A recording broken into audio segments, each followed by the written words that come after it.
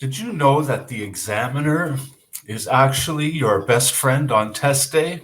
That's right, and you may be surprised, but when it comes to the speaking section of the IELTS exam, the examiner really wants you to do the best you can do.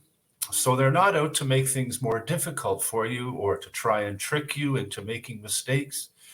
They really want you to do the best that you can do and express yourself clearly and communicate in English to the best of your ability.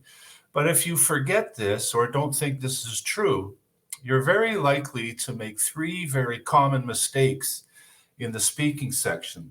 First of all, you'll feel very nervous, or secondly, you may try to impress the examiner, or three, you may even wonder that how the examiner is going to judge you. What will they think of your ideas and thoughts or opinions? So what I want to talk with you today about is the three most common mistakes that you can avoid in the speaking section. You really want to stop doing these three things. And mistake number one is to be afraid to talk about yourself. Don't worry what the examiner thinks about you. Worry about what they think about your English ability. And if you're too worried about the examiner judging you and thinking that your ideas and thoughts and answers may not be the correct ones, this is the wrong mistake to make.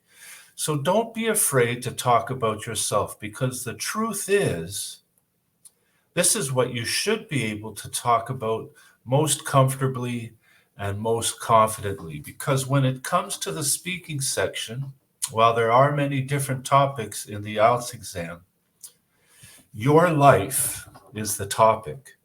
It's your ideas, your thoughts, and your feelings, and your opinion. And there are no wrong answers. All you have to do is be honest and talk about your own life and your own experiences as clearly and confidently as possible. You may be asked questions about your family or home life, your education or employment, even a good restaurant that you went to, or how you feel about the weather. But it's all based on your life and experiences. So you can't give a wrong answer. And don't be afraid to talk about yourself, because this is the topic that you are most familiar with. So when it comes to talking about yourself, don't be nervous and don't be shy. Be confident, because nobody knows you better than you do. Nobody knows your opinion better than you do. And this is not what the examiner is evaluating.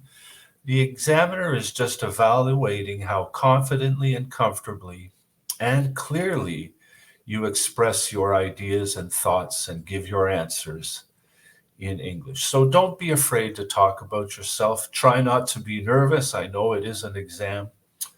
But if you can just feel comfortable and confident talking about yourself, this is the most important step and the most important thing when it comes to the speaking section. So don't make this mistake.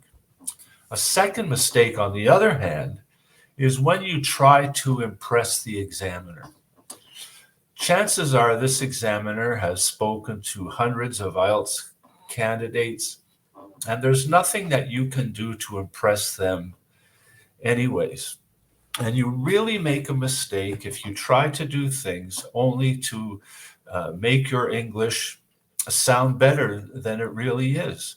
Because what happens is, when you try to use words that you're not familiar with or don't use on an everyday basis, or if you try to use complicated grammar and sentence structures, you are going to be stepping out of your confidence zone, and the zone where you can express yourself clearly and comfortably.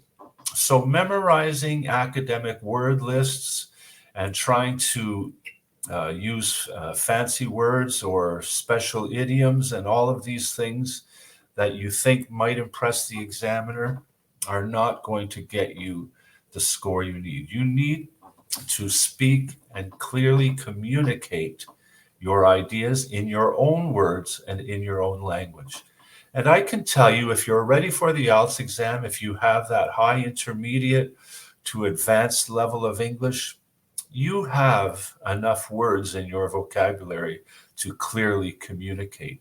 You know the grammar structures that work for you, and you can communicate clearly. So don't try to impress the examiner. Just try to use your own words and express yourself clearly. And most of all, just speak naturally. I mentioned at the beginning of this video that the examiner is your friend. So the best thing that you can do is speak to the examiner just like you would speak to any friend that you have, and speak naturally and honestly and confidently. And this will go a long way to help you getting a higher score in the speaking section.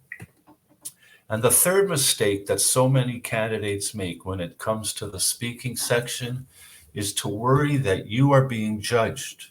Maybe being judged as a person. There's lots of things that you might feel insecure about. Maybe it's your educational background or professional history. Maybe it's your accent and where you come from. Maybe it's even just the way that you come across as a person with your opinions and your thoughts and your feelings and ideas. This is something that you really need to put away because, as I mentioned already, there are no wrong opinions, there are no wrong ideas, and there are no wrong answers to the question. You are not being judged on who you are. Okay? You're not being judged on where you come from, what your background is.